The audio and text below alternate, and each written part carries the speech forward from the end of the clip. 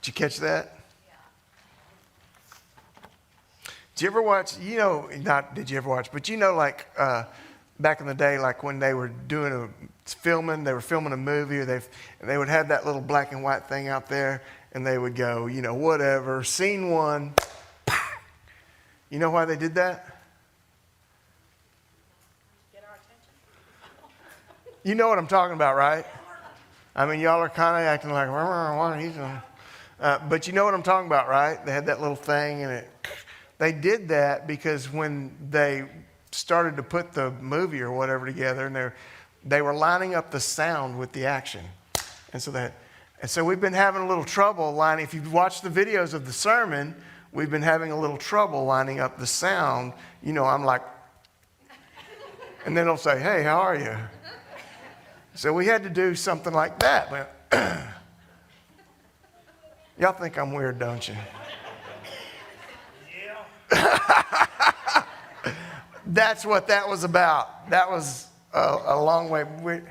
If you've watched our last video, you'll know that the sound and the action aren't exact. Not that they have to be, but, I feel like a dubbed Japanese kung fu movie or something. And so that's what that was. That's why I did that. John chapter 21. Let's get to the word of the Lord, right?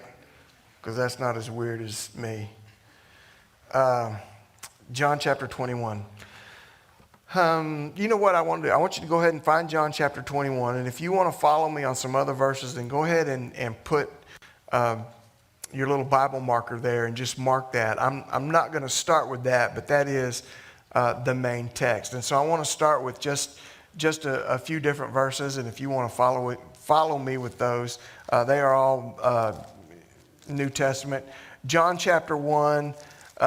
Verse 43, it says that the following day Jesus wanted to go to Galilee, and he found Philip, and he said to him, follow me.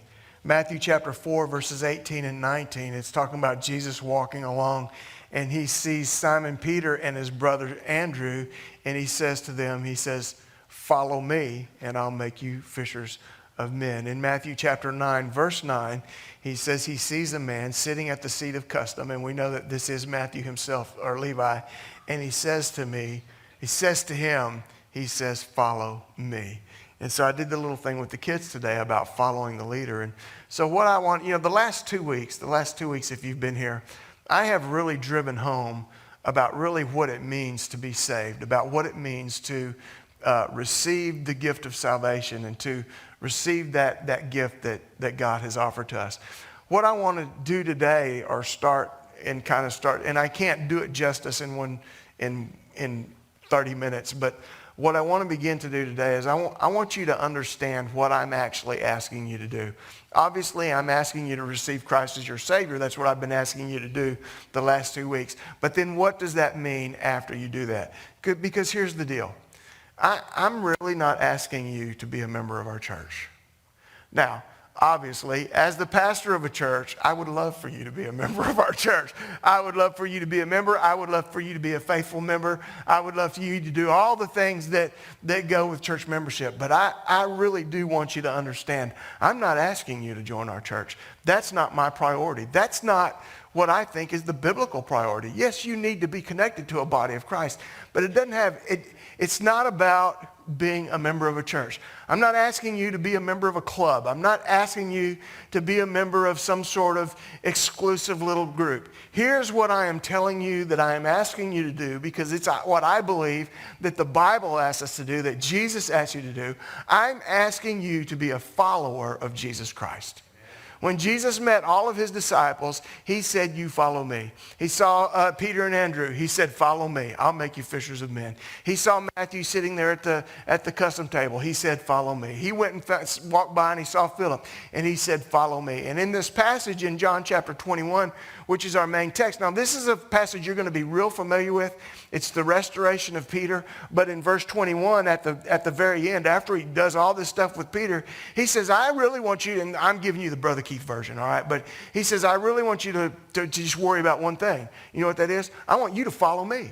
He says, I want you to keep on following me. And it's actually, if you were to actually use the correct grammar and all that. He's actually saying, I want you to keep on following me. I want you to follow me, keep on following me, and never give up. I've never been a big fan of church covenants. To say I've never been a big fan kind of tones it down. I don't like them. I'm just going to be wrong. And I know they were real popular. And actually, I want to say I know they were real popular. They're actually popular today. They really are. Even in the new process, the new guys, the young ways of doing church. Church covenants are big, and because they get you to make a commitment. They get you, you sign off on something. But I'm not asking you to be a church member. That's why I don't like church covenants. I don't care if you become a good church member. What I want for you, actually I do, but I don't. My priority is not that you become a good church member. My priority is that you become a follower of Jesus Christ. You want a covenant to sign? Just take your New Testament. Just sign it. All right? You need to sign something in order to show yourself having a commitment. Just take your New Testament, open it up, and just sign it and say, I'm going to live by it because I'm going to be a follower of Christ. That's what I want for you. That's what I want for me. That's what I believe Jesus is calling us to be. That's what I believe God is calling us to be. And that's what we need to do after we receive this salvation of Jesus Christ. In John chapter 10, verse 27, Jesus said, my sheep hear my voice. I know them, and they follow me. He said, my sheep, the ones that belong to me, he said, I know them. I know who they are. They hear my voice, and they follow me. Here's sort of the picture behind that.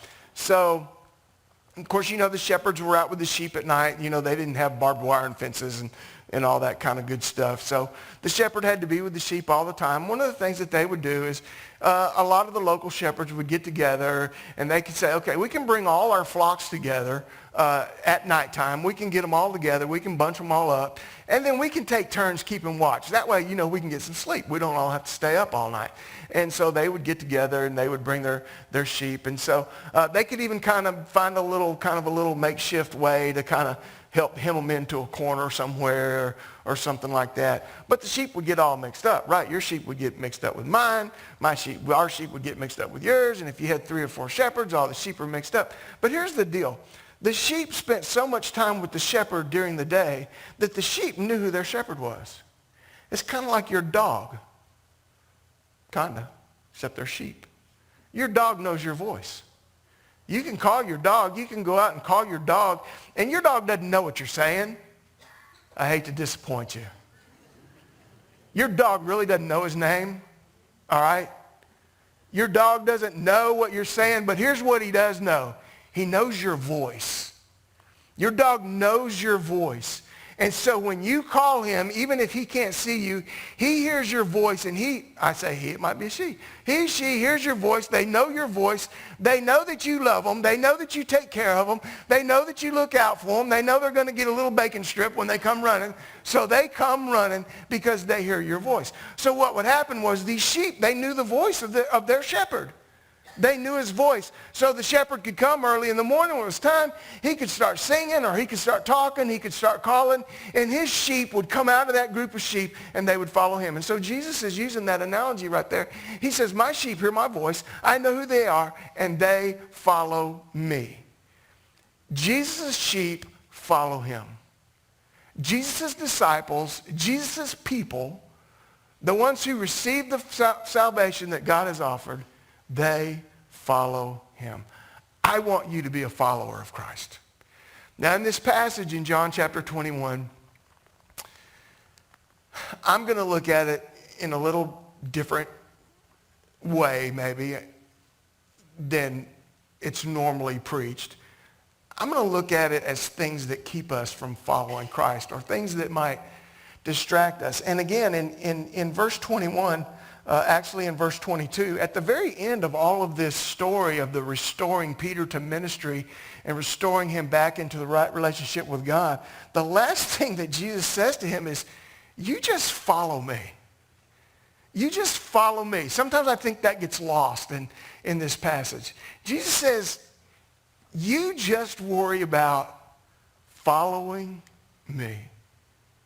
You know what? There's a lot of stuff, church, we can put on you. And I'm really kind of getting ahead of myself, but it's okay. There's a lot of stuff we can put on you from a church perspective and from a church leadership perspective and that sort of thing. Here's the thing.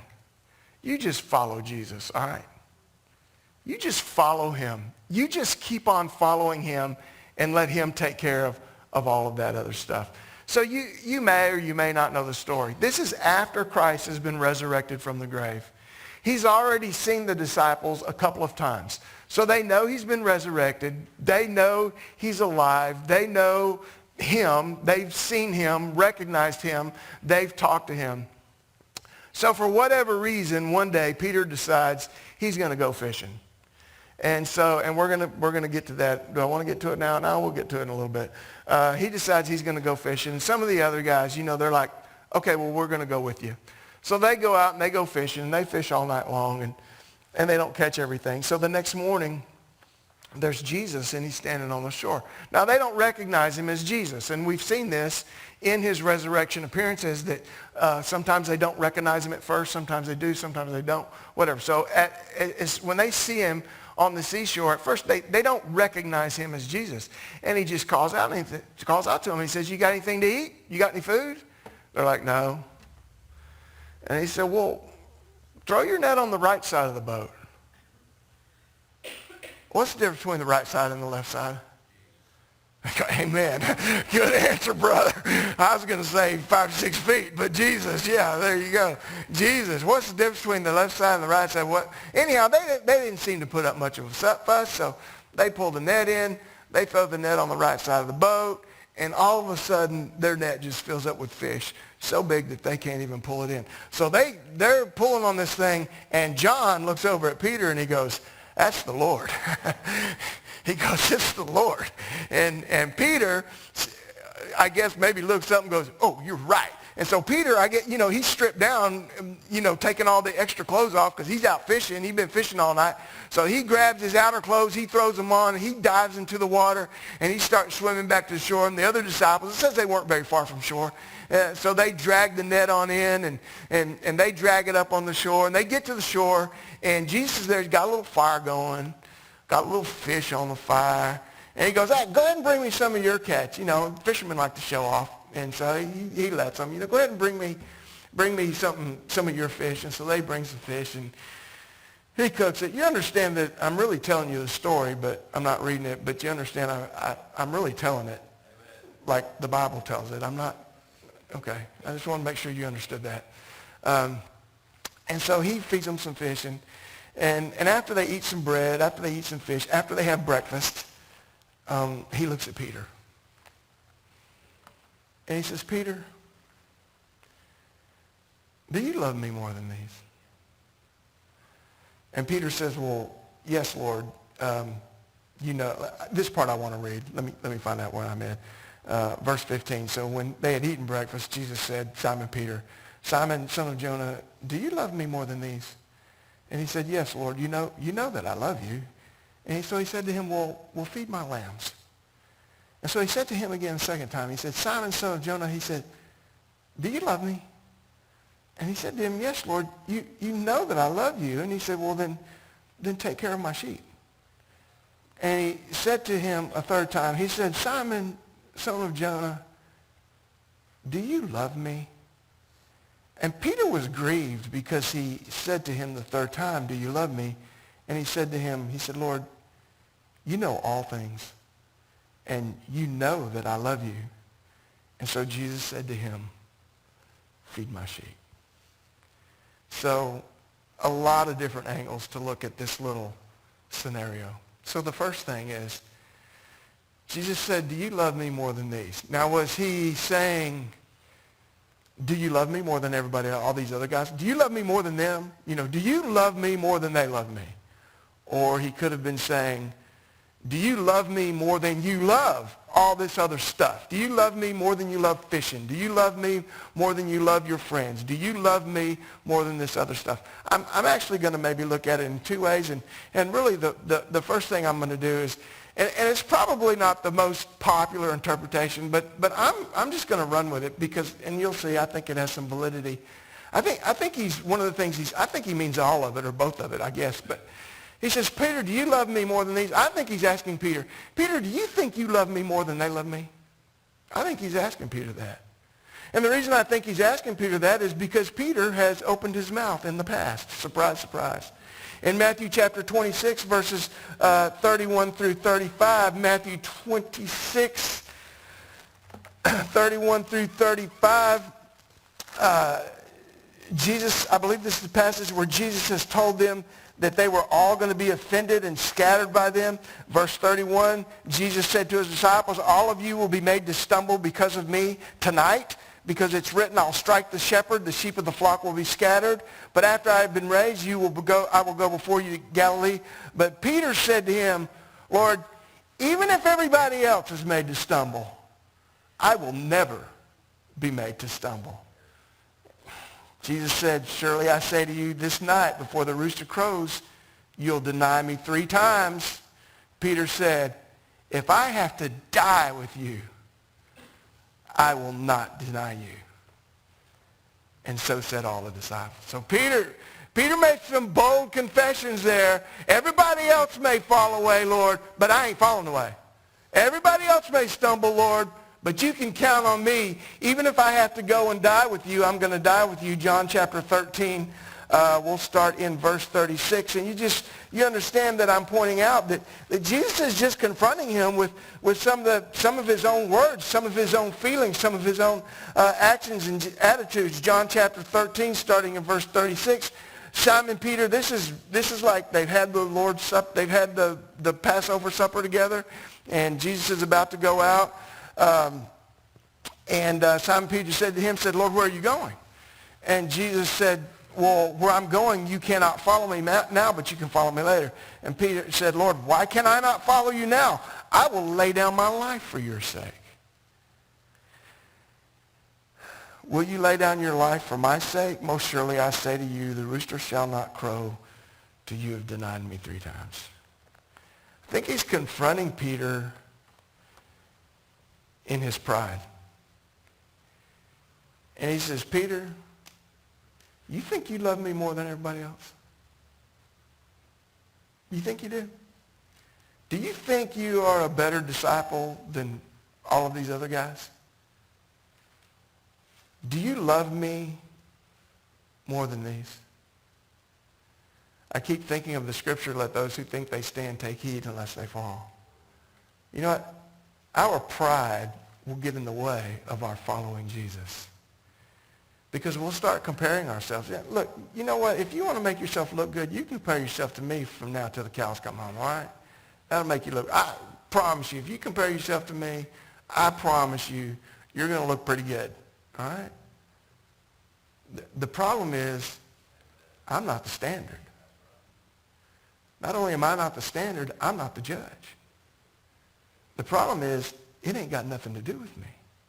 You know that whole passage about judge not lest you be judged and, you know, all that kind of thing? Let me tell you what that's talking about. It's talking about you looking at other people and judging them, not making a determination, but it helps you feel better about yourself. You see, here's Peter's pride. Here's our pride.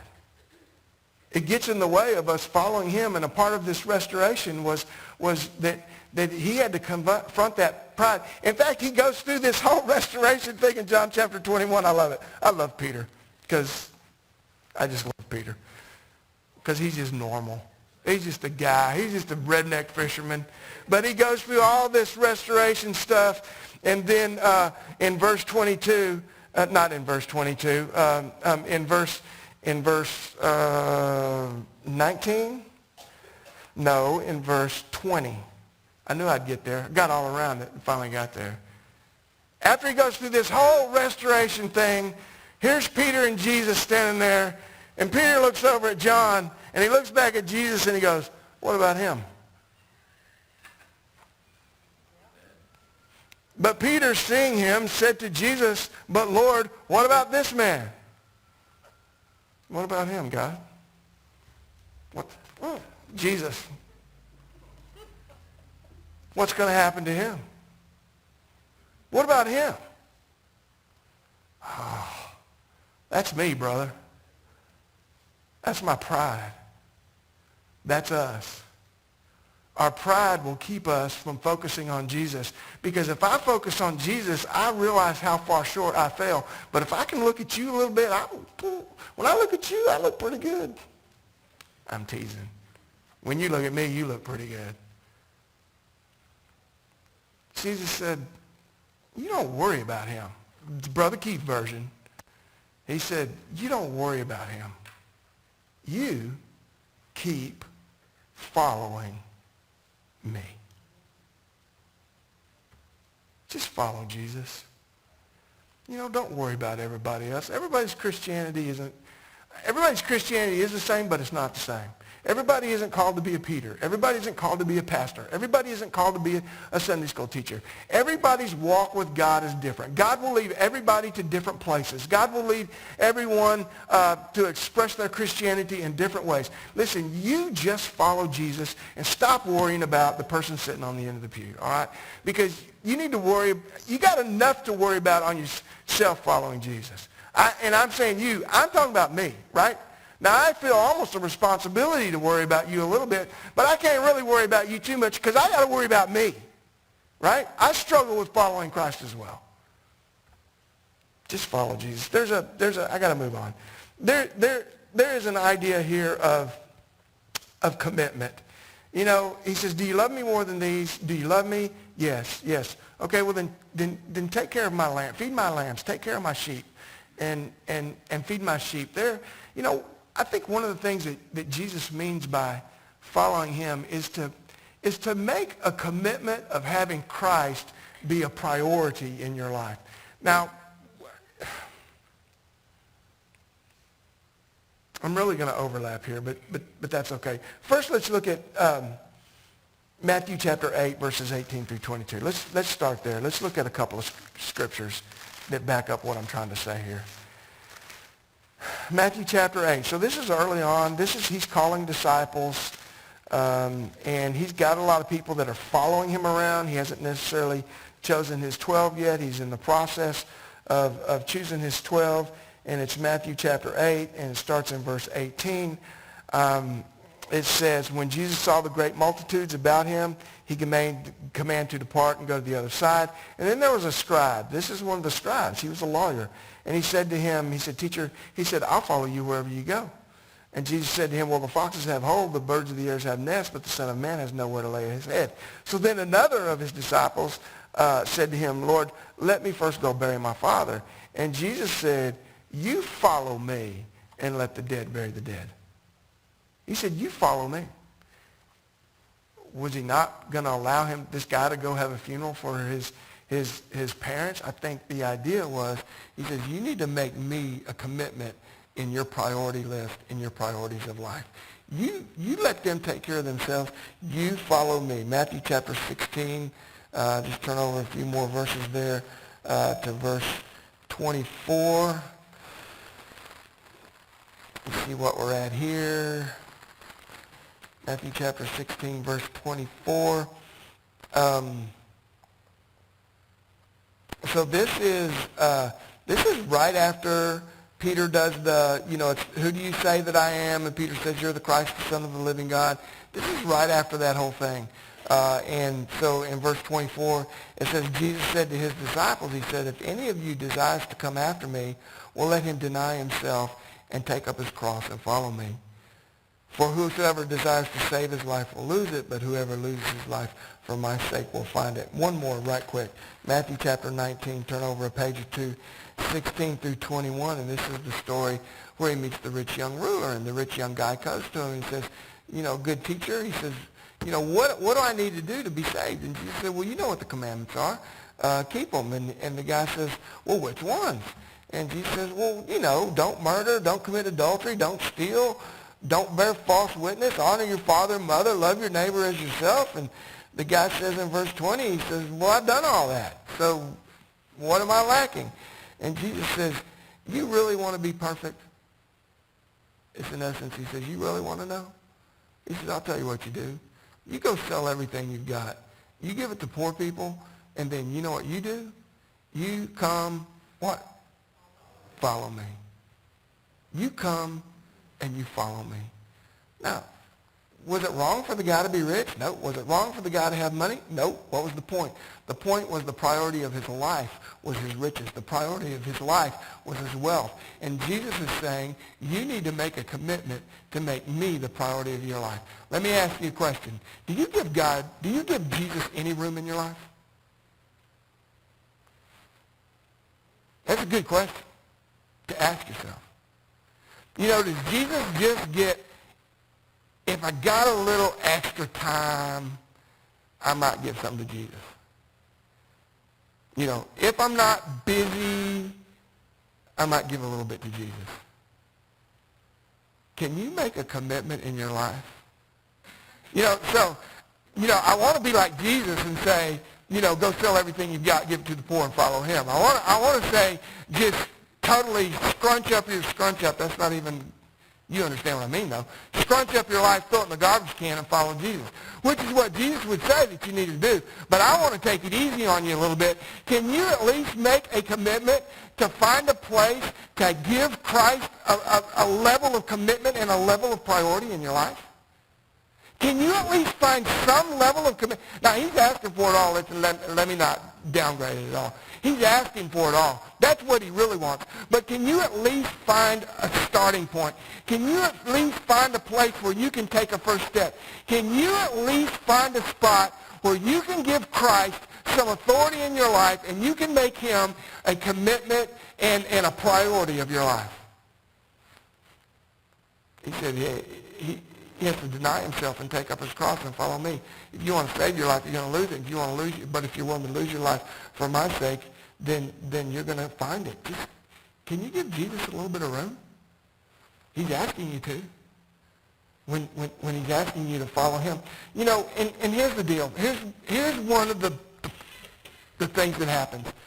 I didn't write the scripture down. There is a scripture, and we may have read it in one of those in just a second. No, that's not it, not yet. Where Jesus says, if you want to serve me, you will follow me. All right? He says, if any man will serve me, he will follow me. Here's one of the problems that we have. We substitute, and it's hard not to do, and it's hard for me to make this distinction, but I'm going to make it. We substitute the church for Jesus. This is why I was adamant about making the point in the beginning. I'm not asking you to be a church member. I'm asking you to be a follower of Christ. I don't want you to serve the church. How dare I say that?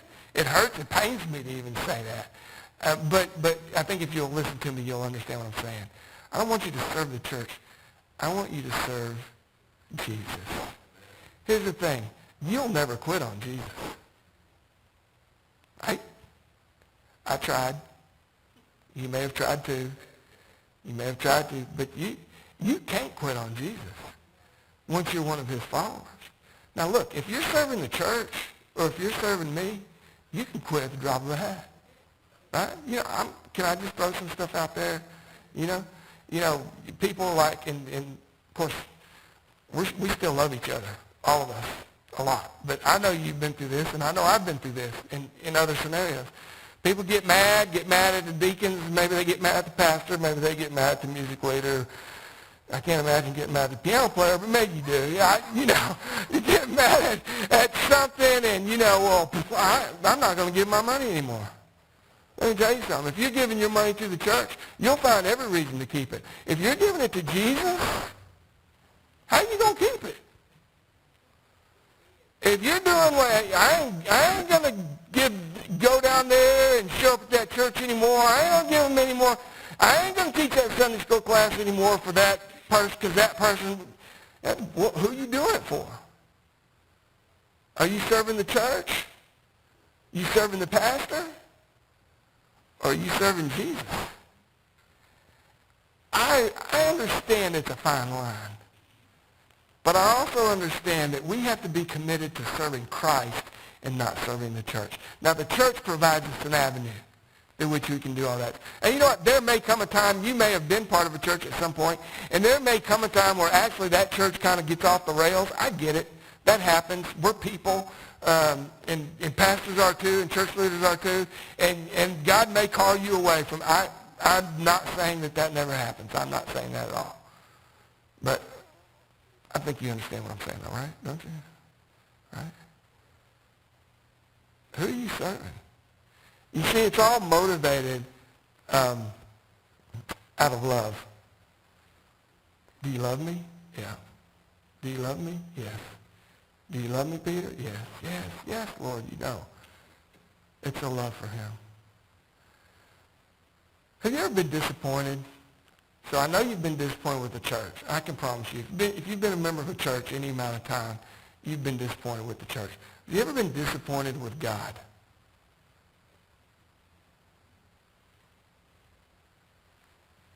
Can I be honest and say that I have? You ever been disappointed with the way things worked out?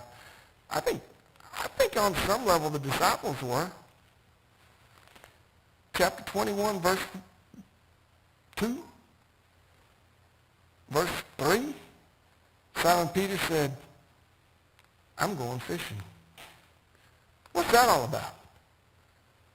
Jesus just died and rose again, and you know it. You gonna go fishing? Yeah. It didn't really work out the way we thought it was going to work out. I mean, isn't he supposed to be a king? Isn't he supposed to rise up and ride in as a conquering king and set us free from this oppression of Rome? I mean, where, I don't know if I'm on board with the way things are happening there. You know what? I think I'm just going to go fishing. I think that's where he was. I think he was a little disappointed. I've been disappointed with God too. I really have. I'm going to be honest with you. I've been disappointed with, this is what I envisioned, Lord. This is the way I thought it was going to work out. This is the way that I thought it was supposed to work out. I mean, how come? A little disappointed. I've been fishing a few times. More than a few times. Some of you fishing right now. You've gone fishing. Things aren't exactly the way you think they should have been. Things haven't worked out exactly the way you think they should have worked out.